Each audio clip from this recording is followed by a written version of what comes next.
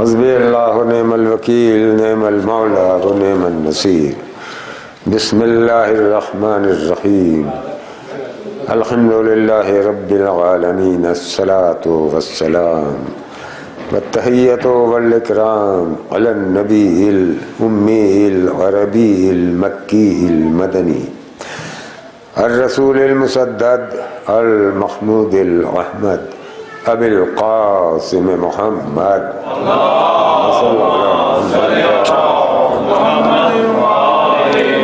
وآلہ الطیبین الطاہرین المعصومین المظلومین ولعنۃ اللہ علی اعدائہم اجمعین. اما بعد فقد قال اللہ تبارک و تعالی فی کتابہ المبین. بسم اللہ الرحمن الرحیم. یسبح للہ ما فی السماوات و ما فی الارض. صلوات بر محمد و آل محمد.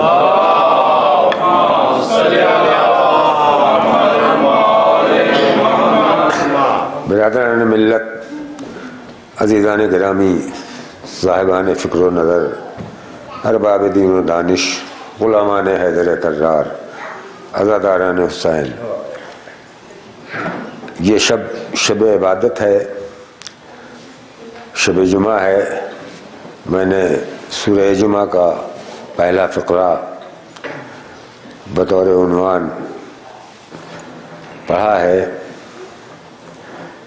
غدیر اور مباہلے کے سلسلے میں جشن ہونے والا ہے. انشاءاللہ تفصیل سے گفتگو ہوگی. غدیر ہو یا مباہلہ ہو،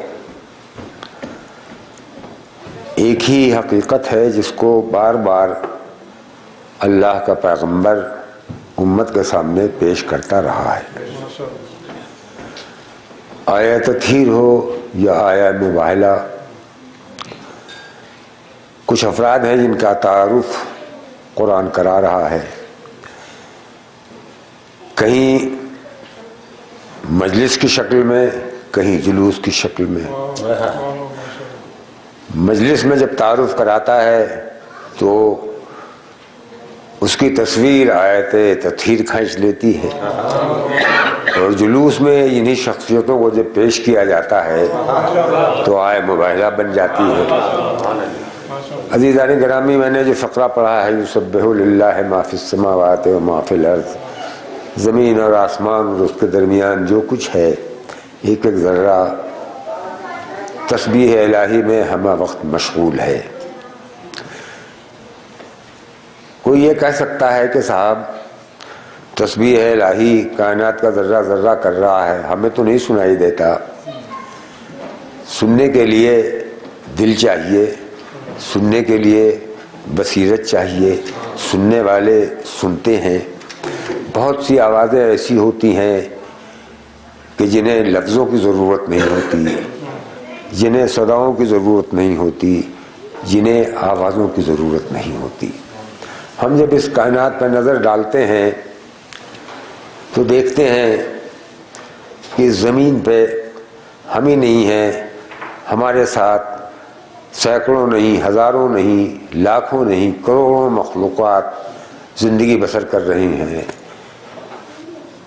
ننھی منھی چیونٹیاں بھی ہیں اور بھاری بھرکم ہاتھی بھی ہیں.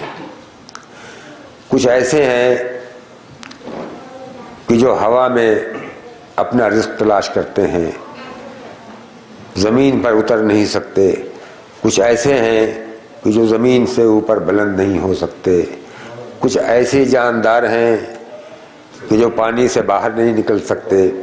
کچھ ایسے ہیں جو پانی میں نہیں جا سکتے. کچھ وہ ہیں کہ جو سبزی خور ہیں، کچھ وہ ہیں جو گوشت خور ہیں، کچھ وہ ہیں جو غلاظت خور ہیں. کچھ اڑنے والے ہیں، کچھ رینگنے والے ہیں. کچھ ایسے ہیں کہ جو اپنی جگہ سے جنبش نہیں کر سکتے، مگر سب کا رزق ان تک پہنچ رہا ہے. ایسا لگتا ہے کہ کوئی اپنا خوان نعمت بچھائے ہوئے ہے. ہاتھی بھی اسی زمین پر زندہ ہے اور چونٹی بھی اسی زمین پر زندہ ہے. نگاہیں اٹھا کے جب انسان دیکھتا ہے تو ایک ربوبیت پوری کائنات کو گھیرے ہوئے دکھائی دیتی ہے. اب وہ عقل کا اندھا ہوگا جو یہ کہے گا کہ ربوبیت تو ہے مگر کوئی رب نہیں ہے، پروردگاری تو ہے مگر کوئی پروردگار نہیں ہے۔ آگے بڑھتا ہے، نگاہیں ڈالتا ہے، ذرے ذرے میں اسے ایک حساب دکھائی دیتا ہے، ایک نظم دکھائی دیتا ہے، ایک ترتیب دکھائی دیتا ہے۔ کیسی غیر منطقی فکر ہوگی جو یہ کہے گی کہ حساب تو ہے کوئی محاسب نہیں، نظام تو ہے کوئی ناظم نہیں۔ تو کائنات کا ذرہ ذرہ تسبیح الہی کر رہا ہے، سننے والے سن رہے ہیں۔ ایک کھلتا ہوا گلاب بتا رہا ہے کہ میری رگ و ریشے میں کسی کی قدرت دوڑ رہی ہے جو مجھے ہنسنے پر مجبور کر رہی ہے۔ مہکتا ہوا پھول آواز دیتا ہے میری خوشبو کسی کی عطا کی ہوئی ہے۔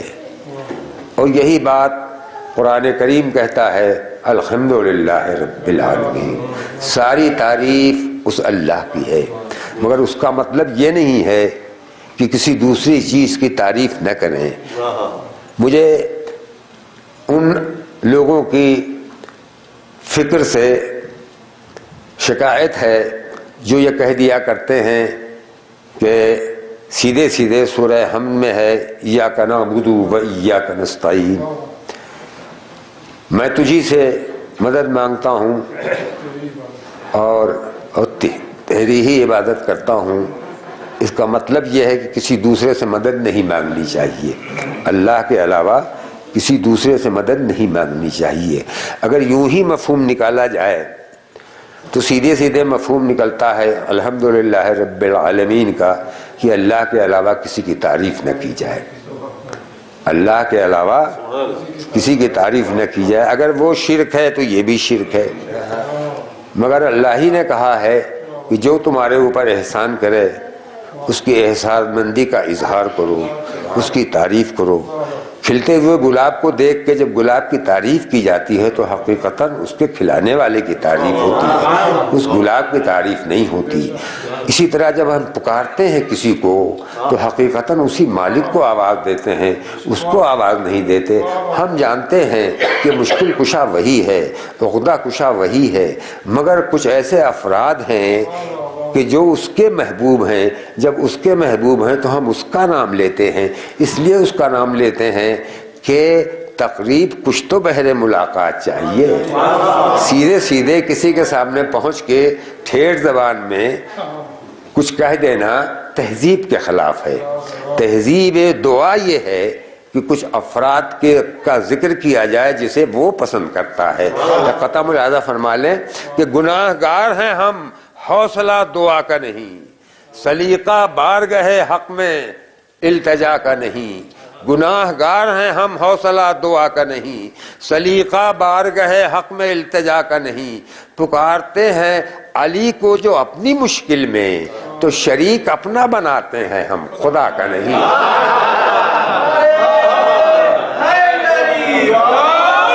ہم پہ یہ الزام ہے یا علی کیوں کہتے ہو یہ شرک ہے۔ اگر ہم اللہ یہ کہتے مولا سے، مولا متقیان سے کہ یا علی اللہ معاذ اللہ معاذ اللہ معاذ اللہ یہ کام نہیں کر پا رہا ہے، آپ ذرا مدد کر دیجئے اس کی جا کے، تو یقیناً شرک ہوتا۔ ہم تو کہتے ہیں ہماری مدد کیجئے، اس کی مدد نہیں، ہماری آواز وہاں تک پہنچا دیجئے، ہماری آواز وہاں تک پہنچا دیجئے۔ دیکھیے میں نے جو آیت پڑھی ہے، کائنات کا ذرہ ذرہ تسبیح الہی میں مشغول ہے، تو عزیزان گرامی نگاہ جب آدمی ڈالتا ہے تو کائنات کا ذرہ ذرہ اپنے مالک کی گواہی دیتا ہے، اپنے مالک کی گواہی دیتا ہے۔ یہ کہنا کہ جو چیز ہے وہ دکھائی ضرور دے گی، یہ ایک جہالت ہے۔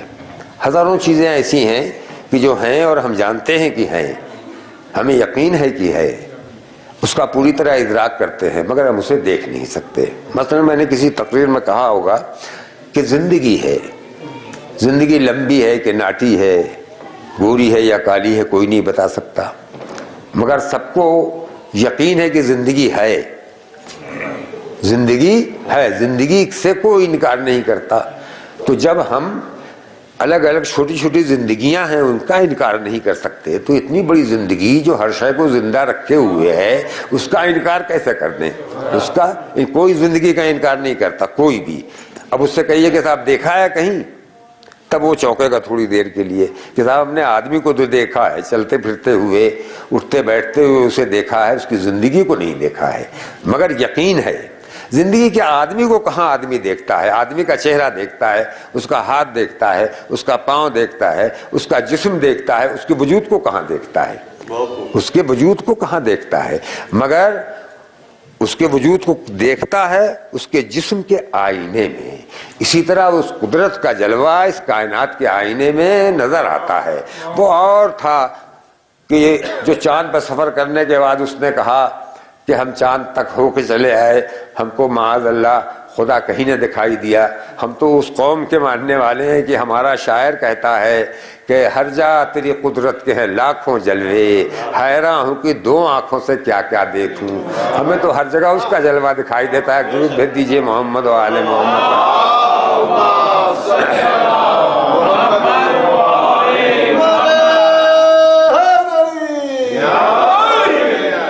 تو جو اس کو پہچان لے گا وہ نبی کو پہچان لے گا، جو نبی کو پہچان لے گا وہ علی کو پہچان لے گا، جس نے اس کو نہیں پہچانا وہ نہ نبی کو پہچان سکتا ہے نہ علی کو پہچان سکتا ہے۔ مگر سفر اسی طرف سے ہوگا عزیزان گرامی، اول توحید دوم عدل، سفر وہاں سے ہوگا، یہاں سے الٹا سفر نہیں ہوگا، الٹا سفر نہیں ہوگا۔ اور سب سے بڑی حقیقت دنیا کی کائنات کی اس کی ذات ہے، وہ سب سے بڑی حقیقت ہے جو رگے گردن سے زیادہ قریب ہے۔ جب رگے گردن سے زیادہ قریب ہے تو سب سے زیادہ آسان ہے اس کا سمجھنا۔ یہی وجہ ہے کہ دنیا کے سارے مذاہب کم سے کم توحید میں ہم خیال ہیں، اور جتنے آسمانی مذاہب ہیں مثلا یہودی اور عیسائی یہ سب ہمارے گویا چچا زاد بھائی ہیں، یعنی حضرت ابراہیم کو ماننے والے سبھی ہیں جو آسمانی کتاب رکھتے ہیں، آسمانی مذاہب ہیں، وہ سب اللہ کے قائل ہیں۔ یہ الگ بات ہے کہ الٹ پلٹ دیتے ہیں اور ایک کو تین اور تین کو ایک کرتے ہیں۔ ہمارے یہاں بھی یہ ہے، ہمارے یہاں مسلمانوں میں بھی بہت سے لوگ ہیں کہتے ہیں کہ اللہ عرش پہ بیٹھتا ہے، شب جمعہ چوتھے آسمان پر آتا ہے معاذ اللہ، جب بیٹھتا ہے تو عرش سے آواز پیدا ہوتی ہے چرمراہٹ کی، اس لیے کہ اس کا وزن اتنا ہے، اس کا وزن اتنا ہے۔ یہ سب کیوں ہوتا ہے؟ ہوتا اس لیے ہے کہ آدمی متشابہات کے پیچھے پڑتا ہے۔ جب متشابہات کے پیچھے پڑتا ہے، قرآن نے کہا ہے کہ تمہارے لیے محکم آیات ہیں جو ام الکتاب ہیں، جو اصل کتاب ہیں، متشابہات کے پیچھے نہ پڑنا۔ اب آپ کہیں گے کہ صاحب قرآن میں متشابہات اللہ نے رکھا ہی کیوں؟ قرآن میں کہیں کوئی متشابہات کا مطلب اگر آپ یہ سمجھتے ہیں کہ نہ سمجھ میں آنے والی چیز، تو متشابہ کا مطلب یہ نہیں ہے کہ وہ سمجھ ہی میں نہ آئے۔ متشابہات کا مطلب ہے کہ جن سے ہمارا کوئی واسطہ نہیں ہے، ہمارا کوئی رابطہ نہیں ہے۔ مثلا میں نے کہا کہ میں انڈیا سے آ رہا ہوں، ایک خبر پوری ہو گئی، آپ سمجھ گئے کہ میں انڈیا سے آیا ہوں۔ اب اس میں بہت سے سوالات آپ پیدا کر سکتے ہیں جس کی آپ کو نہ ضرورت ہے نہ مجھے بتانے کی ضرورت ہے۔ سوال پیدا ہو سکتا ہے کہ آپ کس جہاز سے آئے، کس فلائٹ سے آئے، آپ کی سیٹ دہنے طرف تھی یا بائیں طرف، بیچ میں تھی یا ونڈو کی طرف تھی۔ ہزاروں سوالات پیدا کر سکتے ہیں۔ راستے میں کیا کھایا آپ نے، کیا اس نے دیا فلائٹ والے نے کھانے پینے کے لیے، اور چائے ملی تھی کہ نہیں، اور کافی ملی تھی کہ نہیں۔ ہزاروں سوال بیچ میں پیدا ہو جائیں گے۔ تو سوال جب پیدا کریں گے تو بلا وجہ کا سوال پیدا ہوگا۔ مثلا خود ہی قرآن کہتا ہے سورہ کہف میں کہ اے رسول، کچھ لوگ کہتے ہیں اصحاب کہف کے بارے میں، قرآن نے بتا دیا کہ کچھ اللہ کے بندے تھے، اپنا دین بچانے کے لیے، شرک سے بچنے کے لیے اپنا گھر چھوڑ دیا اور پہاڑ کے غار میں اپنی جان بچائی۔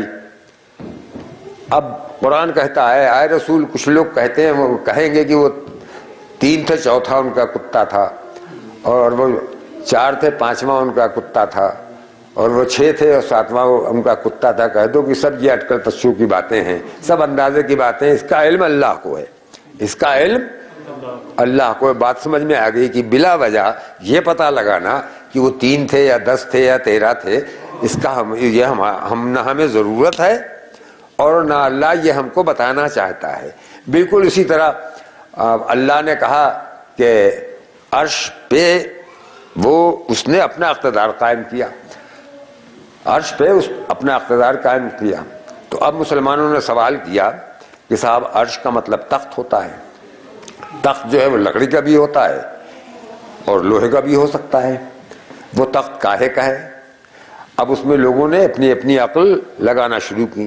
کسی نے کہا کہ اس میں ہیرے جڑے ہوئے ہیں, کسی نے کہا اس میں قیمتی پتھر لگے ہوئے ہیں, کسی نے کہا اتنا بڑا وزن ہے اس کا کہ ہزاروں فرشتے چاروں طرف اسے اٹھائے ہوئے ہیں. اب جب اٹھائے ہوئے ہیں تو اللہ آ کے اس پہ بیٹھے گا. اب ایک علامتی گفتگو ہے. عرش کا مطلب مرکز اقتدار, عرش کا مطلب ہے مرکز اقتدار, ہر ذرہ اس کا مرکز اقتدار ہے. اس لیے کہ جب کوئی چیز لامحدود ہو تو اس کا مرکز بھی لامحدود ہوتا, اس کا مرکز بھی لامحدود ہوگا. جب لامحدود ہوگا تو ہر ذرہ اس کا عرش ہے, ہر ذرہ اس کا عرش ہے. اور وہیں سے پھر دیکھیے جب متشابہات کے پیچھے پڑتا ہے آدمی تو کیا کیا گل کھلاتا ہے. عرش بنا لیا, اور عرش ہر جگہ ہے اس کا. چنانچہ آپ پڑھتے ہیں آیت الکرسی میں, آپ پڑھتے ہیں وسع کرسی السماوات والارض, اس کی کرسی تمام زمین آسمان کو گھیرے ہوئے ہے. دعائے عرفات امام حسین علیہ السلام کی ہے, اس میں آپ نے فرمایا کہ اس کا عرش ساری کائنات کو گھیرے ہوئے, ہر جگہ اس کا عرش ہے. تو اگر اس کو سمجھنا ہے تو اہل بیت کے دروازے پر آنا پڑے گا. دوسروں جگہ جاؤ گے اسی طرح دھوکہ کھاؤ گے, دھوکہ کھاؤ گے. اللہ نے کہا کہ اللہ اپنے بندے کو لے گیا راتوں رات. جب اللہ اپنے بندوں کو لے گیا راتوں رات, یہاں مسلمان کیا کہتا ہے؟ اللہ نے بلایا, اللہ نے بلایا. اب ذہن میں یہ پیدا ہوا کہ اللہ کہیں بیٹھا ہوا ہے, اب وہ بلا رہا ہے اپنے محبوب کو. آیت کہتی ہے خود لے گیا. لے گیا یعنی گیا کہاں تھا؟ وہ تو ساتھ میں ہے ہی ہے, وہ تو ساتھ میں ہے ہی. کہاں ہے وہ؟ اب اس کے لیے اقبال کا ایک شعر ہے, اس سے زیادہ میں وضاحت نہیں کر سکتا کہ خضر کیسے بتائے کیا بتائے, خضر کیسے بتائے کیا بتائے, اگر ماہی کہے دریا کہاں ہے. اگر ماہی کہے دریا کہاں ہے تو جب تک اسے باہر نہ نکال دیا جائے اسے بتایا نہیں جا سکتا, اور باہر نکلے گی تو وہ مر جائے گی. وہی حال ہمارا ہے, ہم باہر نکلیں گے کہاں؟ لا يمكن الفرار من حکومتک. آپ دعائے کمیل پڑھتے ہیں نا, تیری حکومت سے نکلنا ممکن ہی نہیں ہے. تو ہر جگہ اس کی حکومت ہے.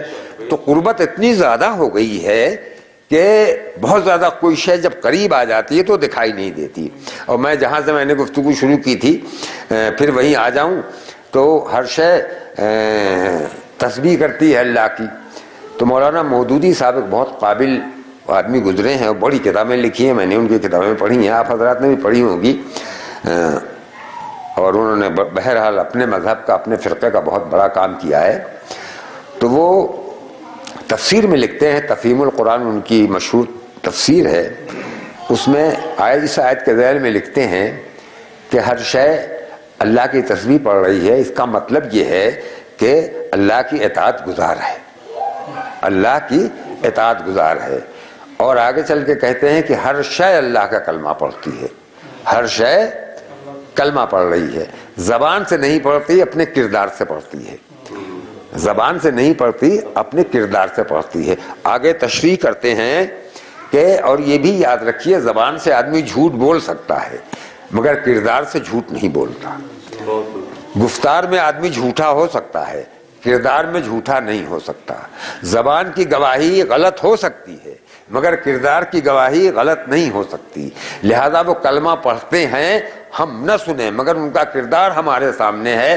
اس لیے زمین بھی مسلمان ہے, آسمان بھی مسلمان ہے, دریا بھی مسلمان ہے, پہاڑ بھی مسلمان ہیں, بہتا ہوا پانی بھی مسلمان ہے, حجر بھی مسلمان ہے, شجر بھی مسلمان ہے, کائنات کا ذرہ ذرہ مسلمان ہے.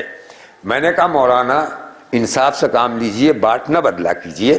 جب کردار کی بات آپ کرتے ہیں تو نبی کا کہ چچا کا کردار بھی مسلسل گواہی دے رہا تھا, وہاں کیوں تقاضا کرتے ہیں جب تک زبان سے کلمہ نہ پڑھو گے ہم مسلمان نہ مانیں گے؟ درود بھیج دیجئے محمد و آل محمد پر. تو عزیزان گرامی, یہ کلمے والی بات نہ جانے کہاں سے آ گئی. کلمہ کوئی منتر تو ہے نہیں کہ کلمہ پڑھ کے آدمی مسلمان ہو جائے. اور مجھے تو کوئی روایت ایسی نہیں ملی کہ پیغمبر کے سامنے کوئی آیا ہو اور شریک ہو گیا ہو بزم میں یا نماز میں, اور نبی نے کہا ہو کلمہ پڑھا کہ نہیں, پہلے کلمہ پڑھو تب اس کے بعد تم مسلمانوں میں داخل ہو سکتے ہو. کوئی روایت ایسی نہیں آپ دکھا سکتے. کلمہ پڑھ کے آدمی مسلمان نہیں ہوتا. اسلام کی اطاعت کر کے مسلمان بنتا ہے. 1000 مرتبہ کوئی کلمہ پڑھا کرے زبان سے وہ مسلمان نہیں ہوگا جب تک کہ اس کا کردار مسلمان نہیں ہوگا. مگر مسلمان کہتے ہیں کہ پیغمبر کے چچا نے کلمہ نہیں پڑھا. پیغمبر کے چچا نے کلمہ نہیں پڑھا, کس نے پڑھا کلمہ یہ تو بتائیے. اچھا اتنے بیٹھے ہوئے ہیں یہاں لوگ, میں ان سے پوچھوں کہ آپ نے کس دن کلمہ پڑھا اور کب مسلمان ہوئے؟ کوئی بتا سکتا ہے؟ سب یہی کہیں گے کہ آپ کیسی احمقانہ باتیں کرتے ہیں, ہم تو مسلمان ہی پیدا ہوئے ہیں, ہم کو کلمہ پڑھنے کی ضرورت کیا ہے؟ تو سوال یہ تو پہلے طے کرو کہ ابو طالب کو کلمہ پڑھنے کی ضرورت تھی بھی یا نہیں. درود بھیج دیجئے محمد و آل محمد. شعر سن لیجئے.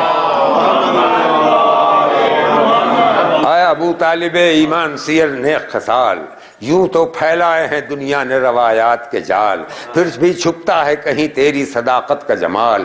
تیرا کردار یہ کرتا ہے زمانے سے سوال, بولو ایمان سے ایمان کسے کہتے ہیں, میں ہوں کافر تو مسلمان کسے کہتے ہیں, میں ہوں کافر تو مسلمان کسے کہتے ہیں, میں ہوں کافر تو مسلمان کسے کہتے ہیں. شرک سے ہوتی کچھ آلودہ تیری ذات اگر, پاتے تعلیم صداقت کے کہاں تیرے پہ سر. بہرے تائید پیغمبر جب اٹھے تھے حیدر, روک دیتا کہ یہ کیا کرتے ہو اے جانے پیدر. ارے در سے اسلام دیا اور نہ لایا اسلام, اچھا کافر تھا کہ بیٹوں کو سکھایا اسلام. اچھا کافر تھا کہ بیٹوں کو سکھایا اسلام. اچھا کافر تھا. اہل دنیا نے تراشے ہیں, اہل دنیا نے تراشے ہیں فسانے کیا کیا, اہل دنیا نے تراشے ہیں فسانے کیا کیا. جال سازوں نے بنائے ہیں ٹھکانے کیا کیا, بے ضمیروں نے نکالے ہیں بہانے کیا کیا. بھر دیا دامن تاریخ میں جانے کیا کیا, یوں لگائی نقب اسلام کی دیواروں میں, مال چوری کا بکا شام کے بازاروں میں. دے دیجئے محمد و آل محمد پر.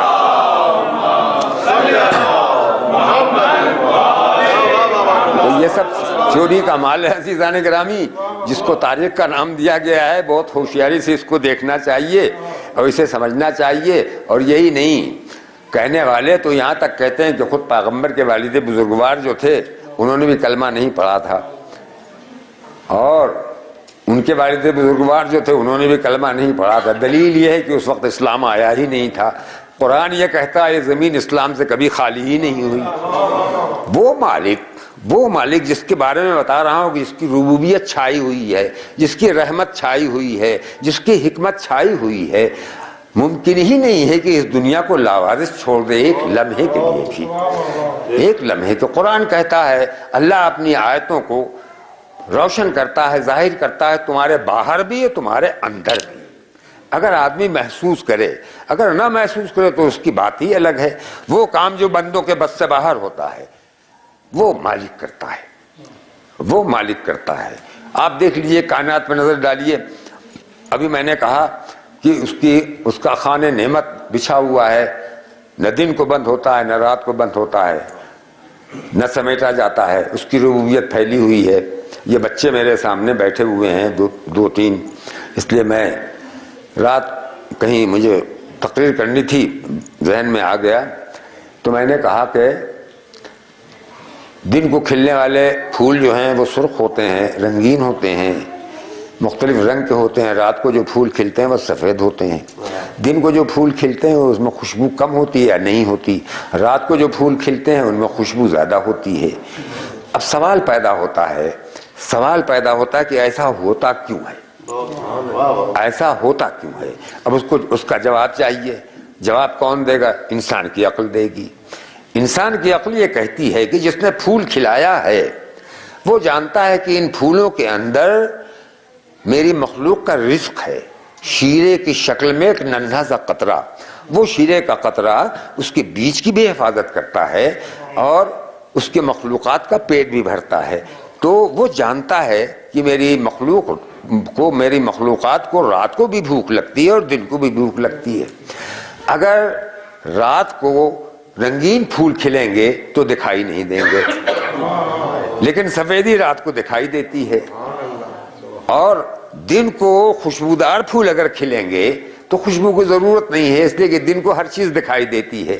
خوشبو کی ضرورت رات کو پڑتی ہے، رات کو تتلیوں کو خوشبو آواز دیتی ہے آؤ تمہاری غذا یہاں ہے، اور سفیدی آواز دیتی ہے آؤ تمہاری غذا یہاں رکھی ہوئی ہے، یہ پہنچ کے اپنی غذا حاصل کر لیتے ہیں۔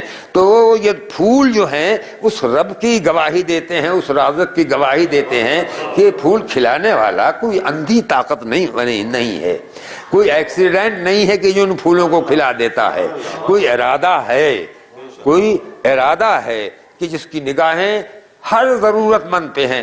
آپ نے یہ سنا ہوگا اور جانتے ہیں، سائنس پڑھنے والے لڑکے جانتے ہیں کہ بارش وہاں زیادہ ہوتی ہے جہاں درخت زیادہ ہوتے ہیں، بارش وہاں زیادہ ہوتی ہے جہاں درخت زیادہ ہوتے ہیں۔ دیکھیے شب جمعہ ہے اس لیے میں ذکر الہی کر رہا ہوں اور سارا ذکر جڑے ہوئے ہیں ذکر الہی سے۔ تو بارش جہاں درخت ہوتے ہیں، جہاں پودے زیادہ ہوتے ہیں، جہاں ہریالی زیادہ ہوتی ہے وہاں بارش زیادہ ہوتی ہے۔ کیوں ایسا ہوتا ہے؟ سائنس یہ بتا کے ہٹ گئی کہ جہاں ہریالی زیادہ ہوگی وہاں بارش زیادہ ہوگی۔ ابھی چند سال پہلے، 20-25 سال پہلے، یہ امارات کا علاقہ جو ہے، عرب امارات کا، یہ ریگستان تھا، وہاں بارش بہت کم ہوتی تھی یا نہیں ہوتی تھی، بارش بہت کم ہوتی تھی یا نہیں ہوتی تھی۔ 85 یا 86 میں میں وہاں گیا تو معلوم ہوا کہ اس سال بہت بارش ہو گئی اور یہاں تک ہو گئی کہ کشتی چلنے لگی۔ میں نے کہا کشتی اس ریگزار میں؟ کہنے لگے ہاں بارش ہی ہو گئی، اس لیے کہ یہاں گھر جو بنائے گئے تھے اور جو سڑکیں بنی ہیں اس میں پانی کے بہانے کا کوئی انتظام تو تھا نہیں، اس لیے کہ ان کو تجربہ ہی نہیں تھا کسی بڑی بارش کا۔ مگر اب ہوا کیا؟ ہوا یہ کہ جب وہاں تیل نکل آیا تو انہوں نے دوسرے ملکوں سے مٹی منگائی، سڑکوں کے کنارے مٹی پھیلائی، اپنے گھروں میں مٹی پھیلائی، پھیلانے کے بعد پودے منگائے جگہ جگہ سے، اس میں لگایا، اس میں پانی کا انتظام کیا۔ اب پودے جو بڑھے تو ہریالی پیدا ہو گئی، ہریالی اتنی پیدا ہو گئی کہ میں نے دیکھا سڑکوں پہ وہاں نیم کا درخت ہندوستان سے آیا ہے یا پاکستان سے آیا ہو مسلسل لگا ہوا ہے۔ اب جب ہریالی پیدا ہو گئی تو اللہ نے بارش بھیج دی۔ وہ بارش یہ بتا رہی ہے کہ یہ بادل جو ہے کسی اندھی طاقت کے ہاتھ میں نہیں ہے، اس کے ہاتھ میں جو جانتا ہے کہ میری مخلوق کہاں پیاسی ہے اور کہاں ضرورت نہیں ہے۔ یہ بادل اپنا پانی بلا وجہ ضائع نہیں کرتا ریگزاروں میں۔ درود بھیج دیجئے محمد و آل محمد۔ تو اس طرح سوچتے چلے جائیے، سوچتے چلے جائیے، بات سمجھ میں آتی چلی جائے گی عزیزان گرامی۔ اور پھر کیسے ممکن ہے کہ وہ اپنے بندوں کو جو پیاس پیدا کرنے سے پہلے پانی پیدا کر دیا جس نے، سانس لینے سے پہلے ہوا پیدا کر دی جس نے، چلنے سے پہلے زمین کا فرش بچھا دیا، آسمان کا شامیانہ ہمارے سروں پر پھیلا دیا، روشنی کا انتظام کر دیا، جو ہماری ضرورتوں پر نگاہ رکھتا ہے، جو کام ہم نہیں کرتے وہ وہی کر سکتا ہے۔ اگر وہ بادلوں کو روک دے تو یہ ساری بڑی طاقتیں مل کے بھی بارش کا انتظام نہیں کر سکتی۔ اگر وہ ایک لمحے کے لیے سورج کو ایک جگہ ٹھہرا دے تو ساری دنیا جل کے خاک ہو جائے۔ اگر وہ ایک لمحے کے لیے روک دے کہیں سورج اور یہاں رات ہو تو ٹھٹر کے ساری دنیا مر جائے۔ عزیزان گرامی، یہ توازن کون قائم کرتا ہے؟ اگر نباتات بڑھ جائیں گے تو حیوانات کے رہنے کی جگہ نہیں رہ جائے گی۔ حیوانات اگر بڑھ جائیں گے تو درندے جو ہیں وہ بھی ختم ہو جائیں گے، اور جب حیوانات بڑھ جائیں گے تو وہ نباتات کو کھا جائیں گے، نباتات کو جب کھا جائیں گے تو نباتات غائب ہو جائیں گے، جب نباتات غائب ہو جائیں گے تو حیوانات بھی، وہ گھاس کھانے والے جانور سبزی خور جو ہیں وہ بھی ختم ہو جائیں گے۔ جب وہ ختم ہو جائیں گے جو درندے گوشت خور ہیں وہ بھی ختم ہو جائیں گے، ساری دنیا ختم ہو جائے گی۔ ایک توازن کی ضرورت ہے۔ یہ توازن انسان تو نہیں پیدا کر سکتا عزیزان گرامی، توازن، یہ بیلنس انسان کے قبضے میں ہے ہی نہیں۔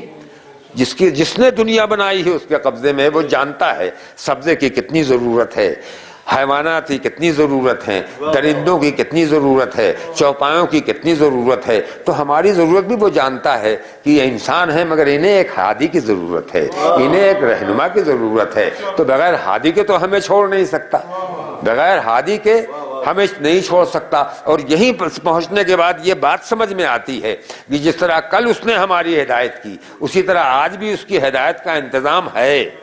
آپ کہیں گے اگر ہدایت کا انتظام ہے تو ہادی آتا کیوں نہیں سامنے؟ سوال یہ ہے کہ امتحان بھی تو لینا ہے، امتحان بھی لینا ہے. اور اس سے پہلے جو ہادی آ چکے ہیں، جو ہادی آ چکے ہیں ان کا کردار سامنے ہے، ان کا کردار سامنے ہے. اور ان کردار جو ہے وہ آواز دے رہا ہے کہ میرا اتباع کرو. اور اتباع کرنے والے اتنے کم ہیں کہ جس کی کوئی انتہا نہیں. معاف کیجیے گا عزیزان گرامی، ذرا تھوڑی سی تلخ گفتگو بھی ہو جائے، اس کے بعد میں شعر ہی سناؤں گا آپ حضرات کو. تلخ گفتگو کا مطلب یہ ہے کہ ہم مسلمان ہیں اور مسلمان ہی نہیں شیعہ ہیں، اور شیعہ ہی نہیں شیعہ اثنا عشری ہیں. اس لیے تمام دنیا میں تمام قوموں اور تمام مذاہب سے زیادہ ہماری ذمہ داری ہے. اس لیے ہماری سب سے زیادہ ذمہ داری ہے کہ کچھ لوگ ہیں جو اللہ کو مانتے ہیں، اللہ کے بعد حضرت موسیٰ کو مانتے ہیں. کچھ لوگ ہیں جو اللہ کو مانتے ہیں، اللہ کے بعد حضرت عیسیٰ کو مانتے ہیں، حضرت مریم کو مانتے ہیں. کچھ لوگ ہیں جو اللہ کو مانتے ہیں، رسول اللہ کو مانتے ہیں. ہم جو ہیں اللہ کو بھی مانتے ہیں، رسول اللہ کو بھی مانتے ہیں، 1,24,000 انبیاء کو بھی مانتے ہیں، اور اس کے بعد 14 معصومین کو مانتے ہیں. 14 معصومین کو مانتے ہیں. جب مانتے ہیں تو ہمارے اتنے رہنما ہیں. جب اتنے رہنما ہیں تو اگر ہم راستہ بھٹک جائیں، اگر ہم راستہ بھلا دیں، ہم اگر غلط راستے پر چلے جائیں تو دنیا یہی کہے گی ہم اگر بھول گئے تھے راستہ تو ہمارے پاس رہنما کم ہیں، ان کے پاس تو اتنے رہنما ہیں، یہ کیسے راستہ بھول گئے، یہ کیسے غلط راستے پر چلے گئے، یہ کیسے غلط راستے پر چلے گئے. تو اپنی ذمہ داری، ہماری ذمہ داری یہ ہے کہ ہم اس پہ غور کریں اور سوچیں کہ دوسری قوموں سے ہم الگ کیوں نہیں ہیں.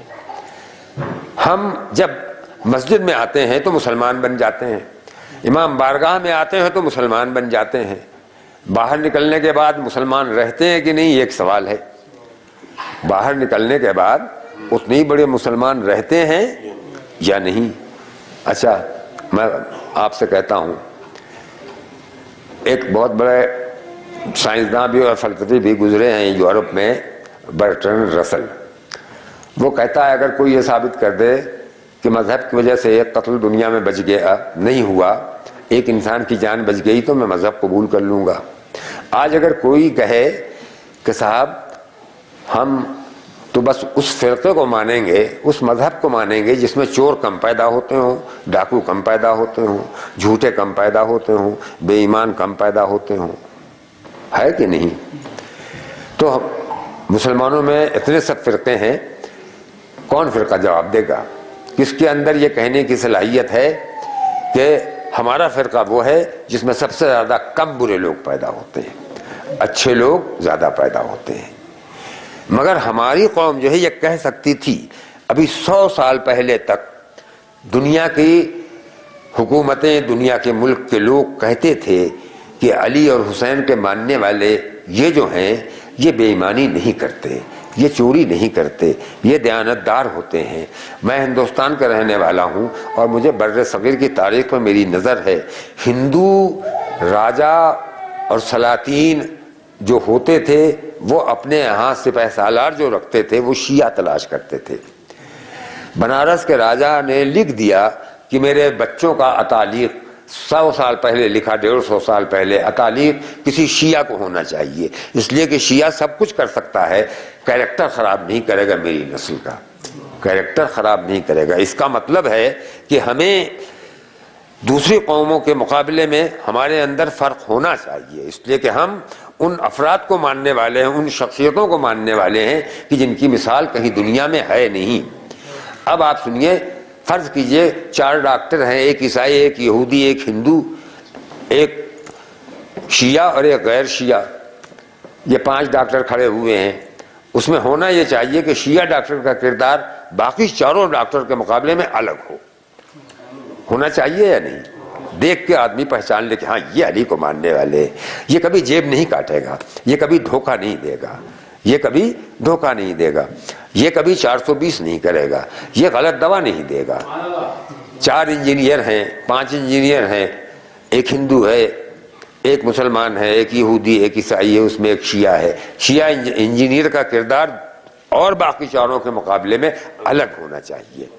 اور غور کیجئے تو کچھ نہ کچھ الگ ہے، مگر جب دنیا آدمی کے اوپر سوار ہو جاتی ہے تب پھر کوئی فرق باقی نہیں رہتا، تب پھر کوئی فرق باقی نہیں رہتا. اگر آپ کو اس کا احساس ہو گیا ہے تو اب میں اس کے بعد شعر سنا رہا ہوں مدح محمد و آل محمد میں. باقی ذکر الہی پھر کبھی.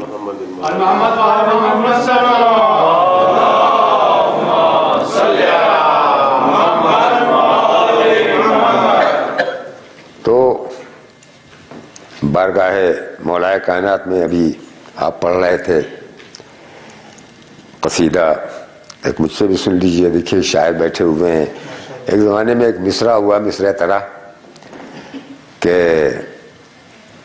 آبروئے صدف خانہ داور ہوں میں، آبروئے صدف خانہ داور ہوں میں، گویا بزبان ممدوح. لوگوں نے بزبان ممدوح شعر پڑھے، شعراء بہت سے تھے، مگر مجھے اچھا نہیں لگا کہ ہر قصیدے میں خود مولا اپنی تعریف کر رہے ہیں، حضرت علی اپنی تعریف کر رہے ہیں.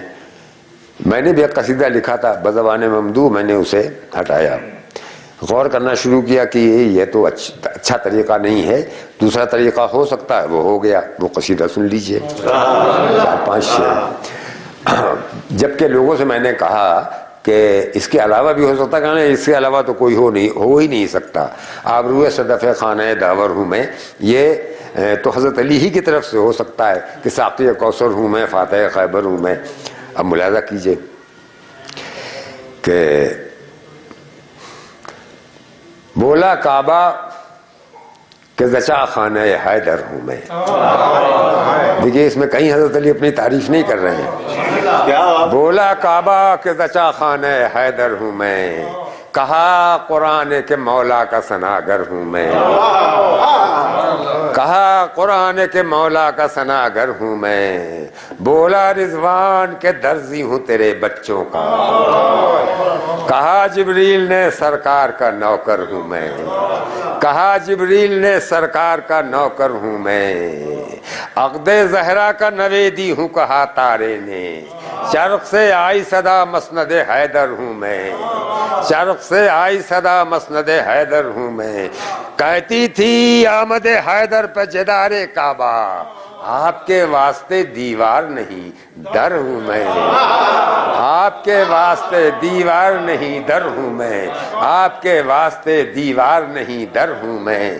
پیار سے کہتا تھا محبوب خدا کا سینہ، آ یہاں چین سے سو جا تیرا بستر ہوں میں، آ یہاں چین سے سو جا تیرا بستر ہوں میں، آ یہاں چین سے سو جا تیرا بستر ہوں میں. اور خم کے میدان میں یہ دست پیمبر نے کہا، میرا ممبر ہے کجاوے تیرا ممبر ہوں میں، میرا ممبر ہے کجاوے تیرا ممبر ہوں میں، میرا ممبر ہے کجاوے تیرا ممبر ہوں میں، تیرا ممبر ہوں میں. نام مرحب نہ کسی ماں نے رکھا بیٹے کا پھر، جب سے گونجی تیری آواز کہ حیدر ہوں میں،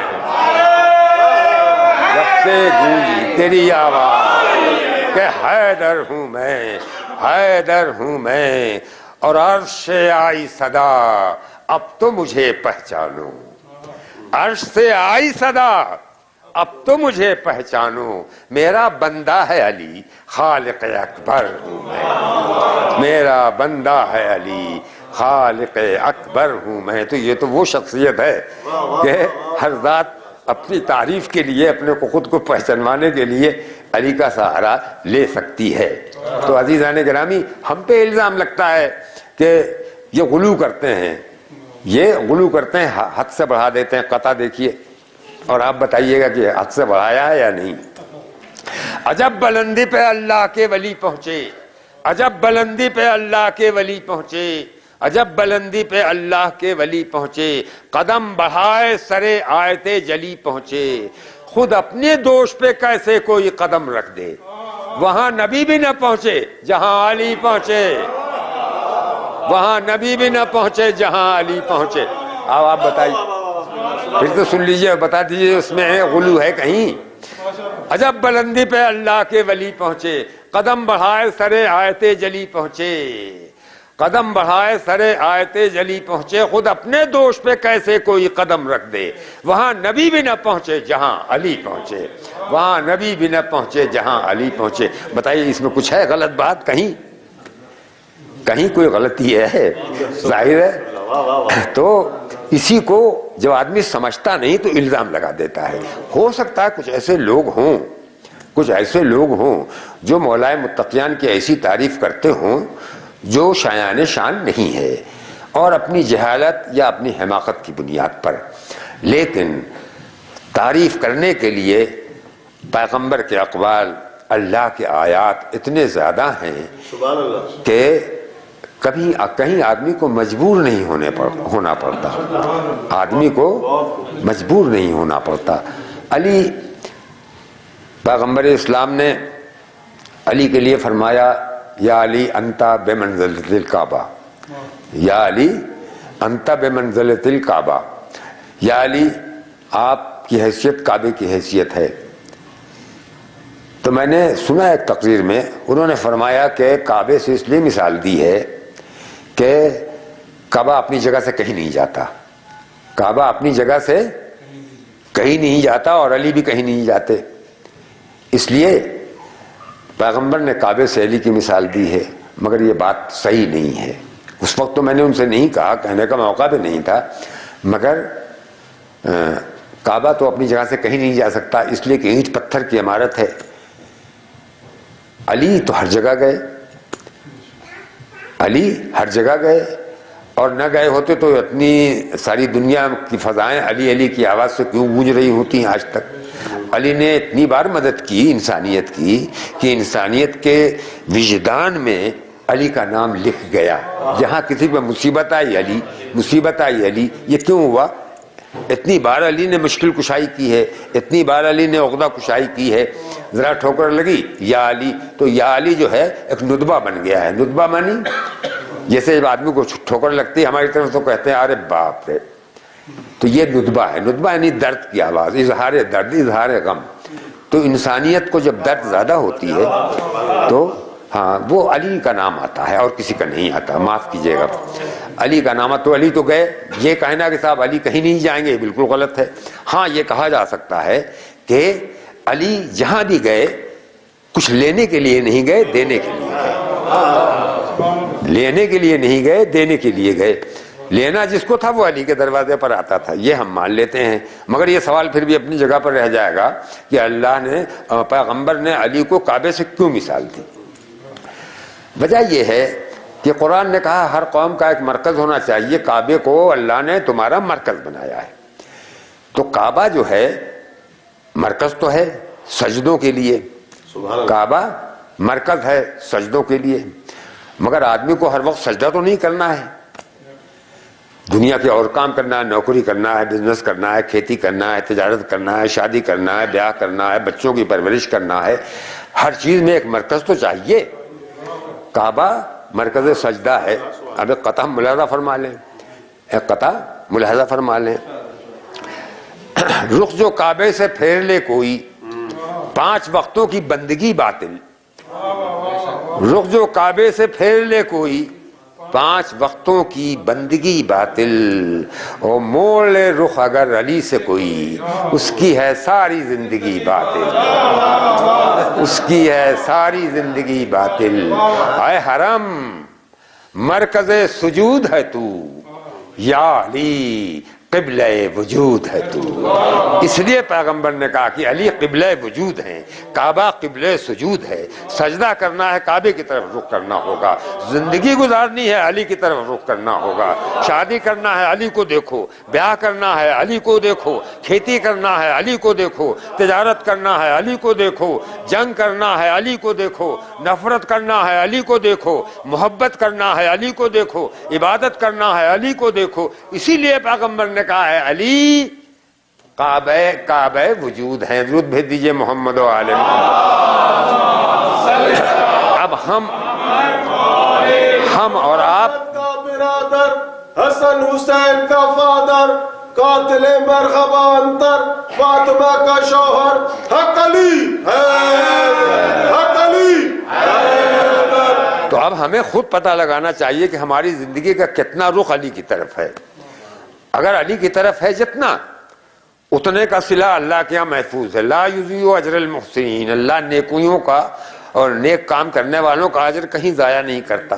مگر جو رخ ہماری زندگی کا علی کی طرف نہیں ہے، اس کے بارے میں کچھ نہیں کہا جا سکتا۔ وہ معاف کر دے، وہ کریم ہے، وہ رحیم ہے، مگر قابل اعتبار زندگی وہی ہے جو علی کی طرف، جس کا رخ علی کی طرف ہو، جس کا رخ علی کی طرف ہو۔ اب آپ دیکھ لیجئے، شادی کرتے ہیں ہم علی کی طرح، بیاہ کرتے ہیں ہم علی کی طرح، دوستی کرتے ہیں علی کی طرح، دشمنی کرتے ہیں علی کی طرح، تعلقات رکھتے ہیں علی کی طرح۔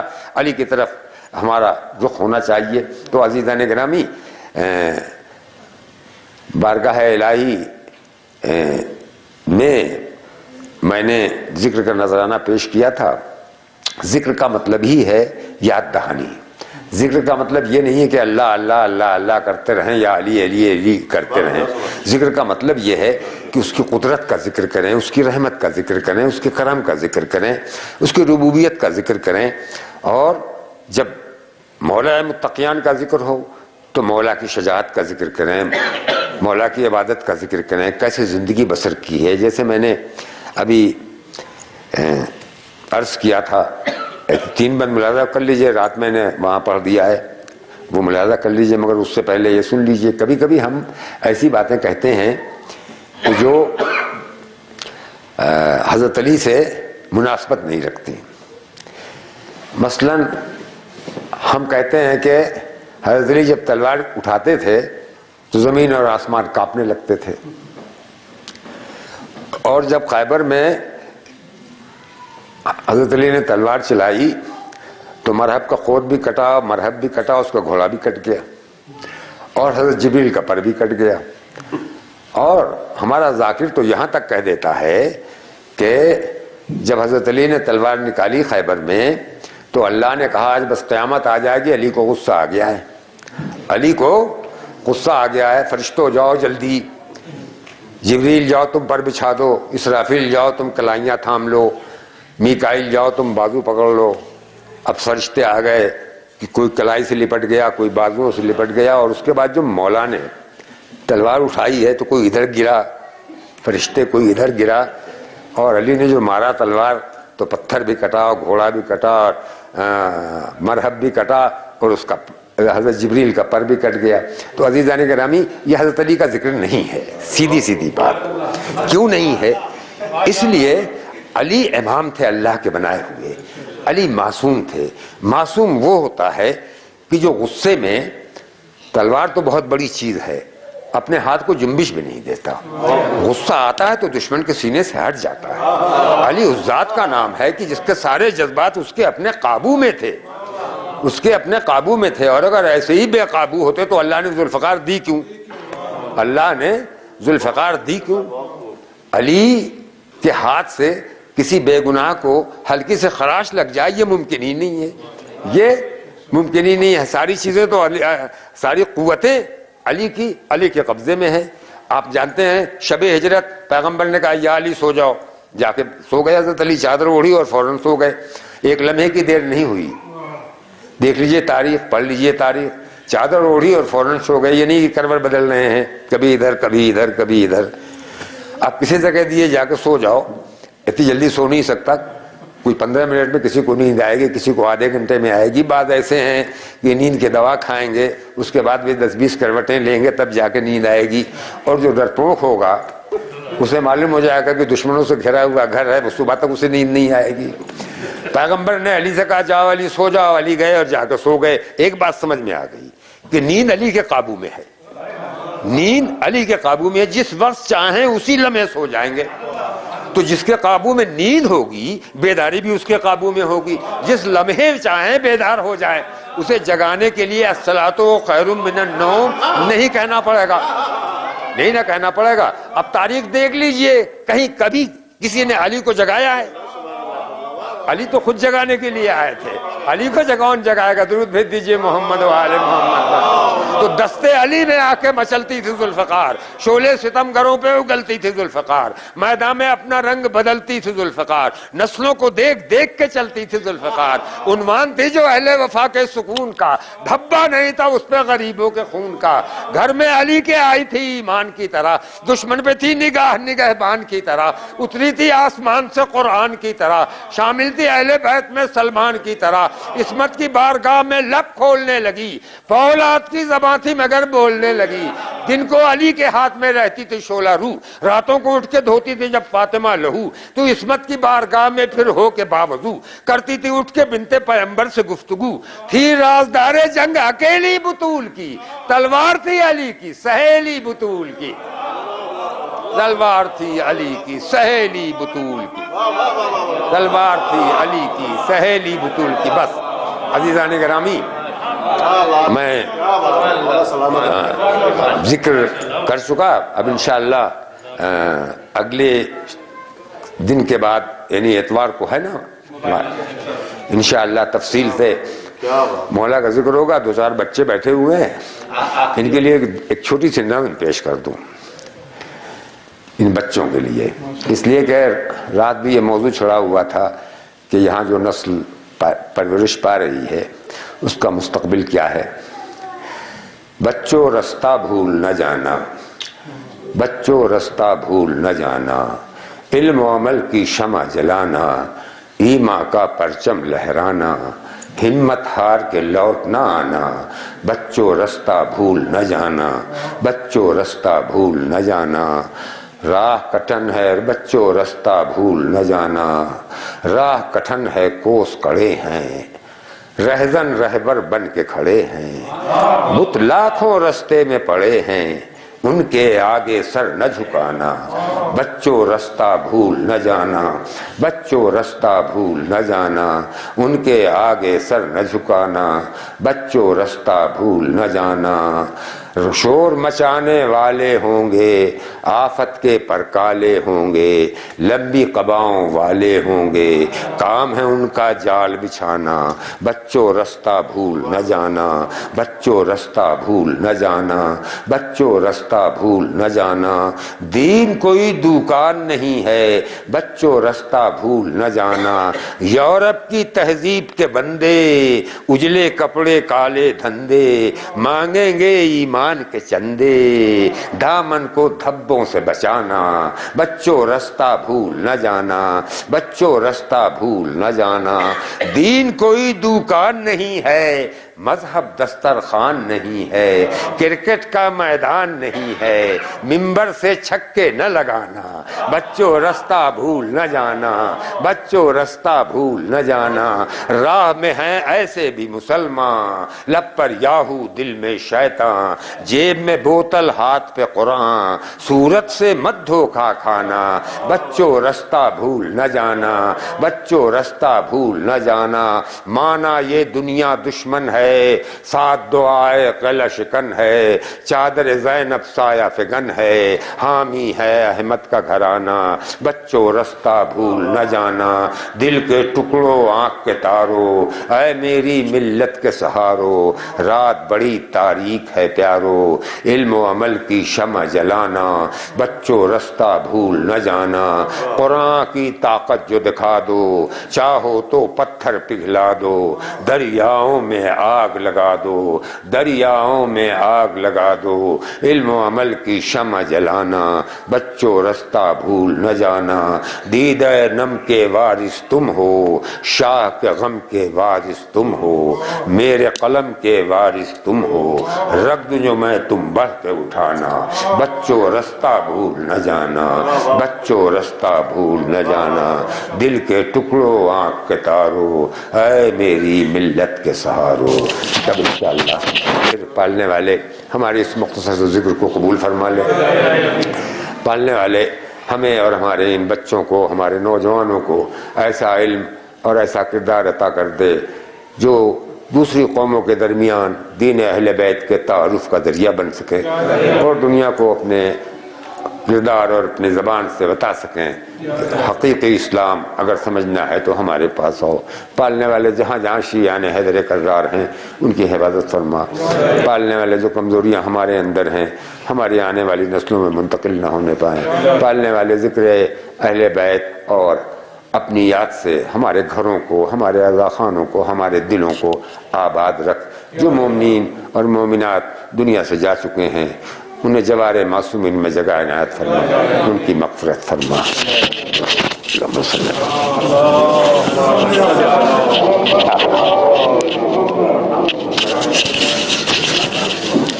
کیا ہے بھائی؟ اللہم انت السلام منک السلام لک السلام علیک القدس السلام سبحان ربک رب العزت عما یصفون سلام علی المرسلین والحمد للہ رب العالمین۔ السلام علیک ایھا النبی ورحمۃ اللہ۔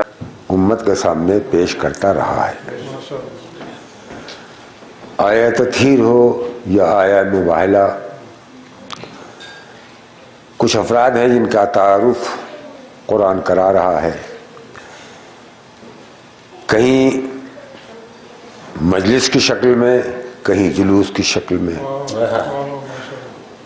مجلس میں جب تعارف کراتا ہے تو اس کی تصویر آیت تطہیر کھینچ لیتی ہے، اور جلوس میں انہی شخصیتوں کو جب پیش کیا جاتا ہے تو آئے مباہلہ بن جاتی ہے۔ عزیزان گرامی، میں نے جو فقرہ پڑھا ہے یسبح للہ ما فی السماوات و ما فی الارض، زمین اور آسمان اور اس کے درمیان جو کچھ ہے ایک ایک ذرہ تسبیح الہی میں ہمہ وقت مشغول ہے۔ کوئی یہ کہہ سکتا ہے کہ صاحب تسبیح الہی کائنات کا ذرہ ذرہ کر رہا ہے، ہمیں تو نہیں سنائی دیتا۔ سننے کے لیے دل چاہیے، سننے کے لیے بصیرت چاہیے، سننے والے سنتے ہیں۔ بہت سی آوازیں ایسی ہوتی ہیں کہ جنہیں لفظوں کی ضرورت نہیں ہوتی، جنہیں صداؤں کی ضرورت نہیں ہوتی، جنہیں آوازوں کی ضرورت نہیں ہوتی۔ ہم جب اس کائنات پر نظر ڈالتے ہیں تو دیکھتے ہیں کہ زمین پہ ہم ہی نہیں ہیں، ہمارے ساتھ سینکڑوں نہیں، ہزاروں نہیں، لاکھوں نہیں، کروڑوں مخلوقات زندگی بسر کر رہے ہیں۔ ننھی منی چونٹیاں بھی ہیں اور بھاری بھرکم ہاتھی بھی ہیں۔ کچھ ایسے ہیں کہ جو ہوا میں اپنا رزق، حسبی اللہ نعم الوکیل نعم المولا و نعم النصیر۔ بسم اللہ الرحمن الرحیم، الحمد للہ رب العالمین، الصلاۃ والسلام والتحیۃ والاکرام علی النبی الامی العربی المکی المدنی الرسول المسدد المحمود الاحمد ابی القاسم محمد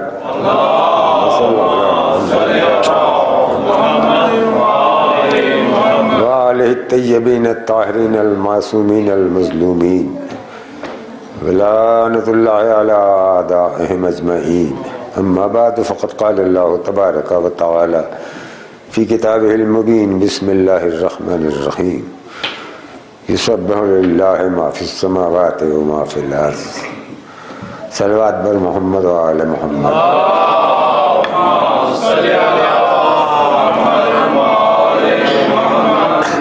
برادران ملت، عزیزان گرامی، صاحبان فکر و نظر، ارباب دین و دانش، غلامان حیدر کرار، عزاداران حسین،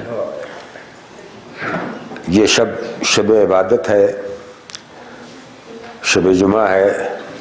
میں نے سورہ جمعہ کا پہلا فقرہ بطور عنوان پڑھا ہے۔ غدیر اور مباہلے کے سلسلے میں جشن ہونے والا ہے، انشاءاللہ تفصیل سے گفتگو ہوگی۔ غدیر ہو یا مباہلہ ہو،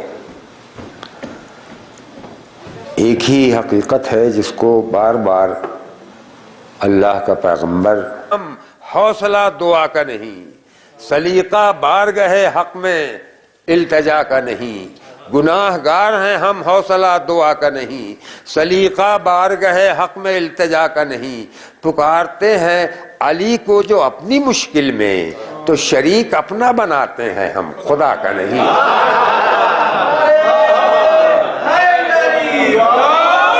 ہم پہ یہ الزام ہے یا علی کیوں کہتے ہو، یہ شرک ہے۔ اگر ہم اللہ کو یہ کہتے مولا سے، مولائے متقیان سے کہ یا علی، اللہ معاذ اللہ معاذ اللہ معاذ اللہ یہ کام نہیں کر پا رہا ہے، آپ ذرا مدد کر دیجئے اس کی جا کے، تو یقیناً شرک ہوتا۔ ہم تو کہتے ہیں ہماری مدد کیجئے، اس کی مدد نہیں، ہماری آواز وہاں تک پہنچا دیجئے، ہماری آواز وہاں تک پہنچا دیجئے۔ دیکھیے میں نے جو آیت پڑھی ہے، کائنات کا ذرہ ذرہ تسبیح الہی میں مشغول ہے، تو عزیزان گرامی نگاہ جب آدمی ڈالتا ہے تو کائنات کا ذرہ ذرہ اپنے مالک کی گواہی دیتا ہے، اپنے مالک کی گواہی دیتا ہے۔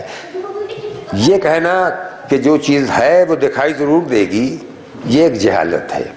ہزاروں چیزیں ایسی ہیں کہ جو ہیں اور ہم جانتے ہیں کہ ہیں، ہمیں یقین ہے کہ ہے، اس کا پوری طرح ادراک کرتے ہیں، مگر ہم اسے دیکھ نہیں سکتے۔ مثلا میں نے کسی تقریر میں کہا ہوگا کہ زندگی ہے، زندگی لمبی ہے کہ ناٹی ہے، گوری ہے یا کالی ہے، کوئی نہیں بتا سکتا، مگر سب کو یقین ہے کہ زندگی ہے، زندگی ہے، زندگی سے کوئی انکار نہیں کرتا۔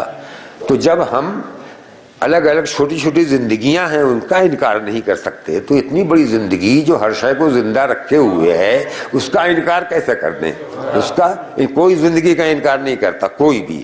اب اس سے کہیے کہ صاحب دیکھ اللہ کی ہے، مگر اس کا مطلب یہ نہیں ہے کہ کسی دوسری چیز کی تعریف نہ کریں۔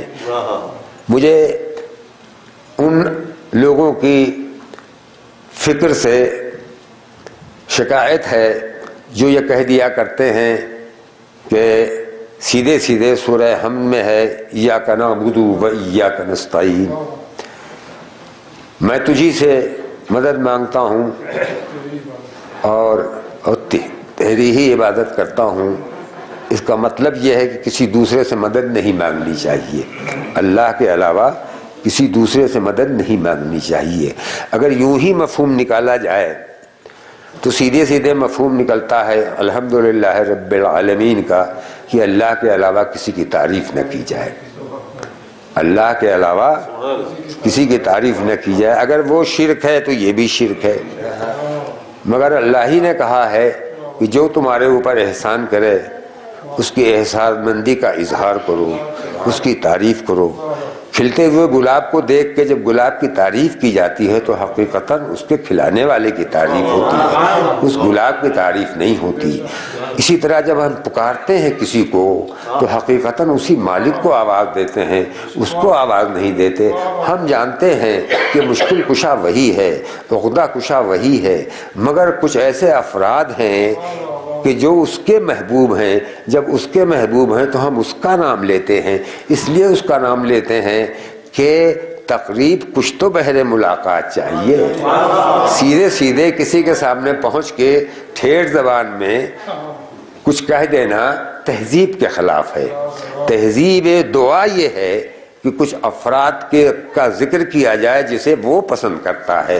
قطع ملاحظہ فرما لیں کہ گناہ گار ہیں ہم، تلاش کرتے ہیں، زمین پر اتر نہیں سکتے، کچھ ایسے ہیں کہ جو زمین سے اوپر بلند نہیں ہو سکتے، کچھ ایسے جاندار ہیں کہ جو پانی سے باہر نہیں نکل سکتے، کچھ ایسے ہیں جو پانی میں نہیں جا سکتے، کچھ وہ ہیں کہ جو سبزی خور ہیں، کچھ وہ ہیں جو گوشت خور ہیں، کچھ وہ ہیں جو غلاظت خور ہیں، کچھ اڑنے والے ہیں، کچھ رینگنے والے ہیں، کچھ ایسے ہیں کہ جو اپنی جگہ سے جنبش نہیں کر سکتے، مگر سب کا رزق ان تک پہنچ رہا ہے۔